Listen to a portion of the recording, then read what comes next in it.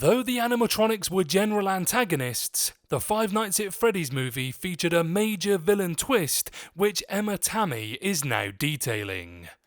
Let me know in the comment section what you thought of Five Nights at Freddy's and did it live up to the hype. But before Matthew Lillard tells me definitively that my fate is already determined because those are the rules, now you gotta die.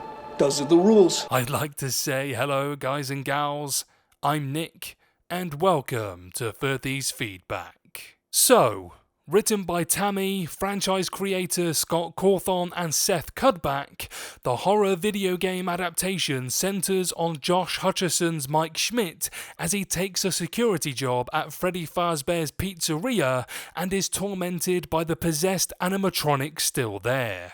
After revealing them to be possessed by the souls of murdered children, the movie further reveals them to be controlled by their killer and the restaurant's owner and founder, Matthew Lillard's William Afton. Following the movie's release, The Wrap had a spoiler-filled interview with Tammy for the Five Nights at Freddy's movie's villain twist and ending.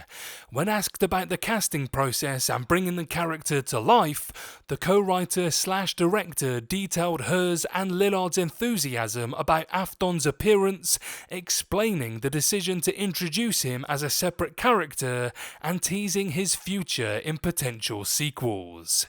Here's what Tammy said. Well, he plays two characters in the film actually, not just one. That was an element that we added to the film. But in terms of stepping into the shoes of Afton, like Matthew Lillard was so aware of how big those shoes were. And I think you bring someone like him who is so iconic in his own right to the table to step into an iconic character. And it just feels like a match perfectly made. He was so excited. He's got kids who are fans of the game and he knew what a big deal this was going to be.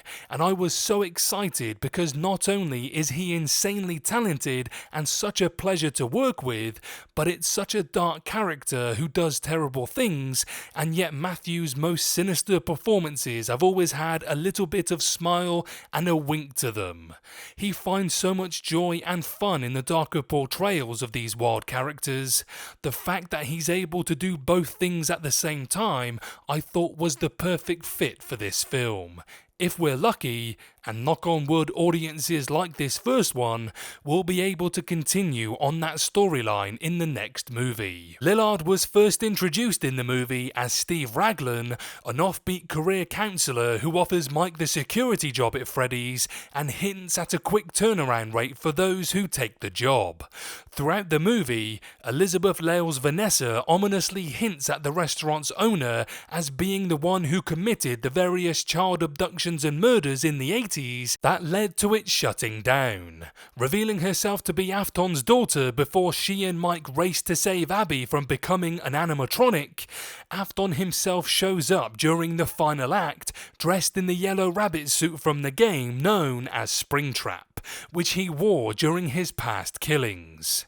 The Five Nights at Freddy's villain twist was somewhat spoiled well before the movie was released, with an early casting report indicating that Lillard would be playing Afton, only for subsequent reports to clarify his role as being that of Raglan. The movie itself introduced a variety of foreshadowing towards his secret identity, as his initial interview with Mike saw him pause while reading his last name, recognizing him as the older brother of one of his victims, as well as his acknowledgement that Freddy's owner refused to sell the place for sentimental reasons, pausing as he himself reminisces. Even just before the movie's release, Lillard had confirmed that he was signed on to a 3-movie contract with Five Nights at Freddy's, further confirming the early theories that he would be playing the franchise's main villain.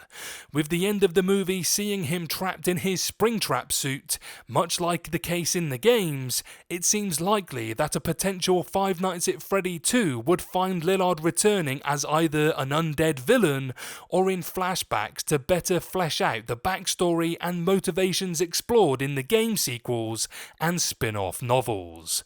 With Vanessa also surviving being stabbed by Afton in the first movie's climax, a sequel could focus on her and Mike trying to put a stop to her father once and for all.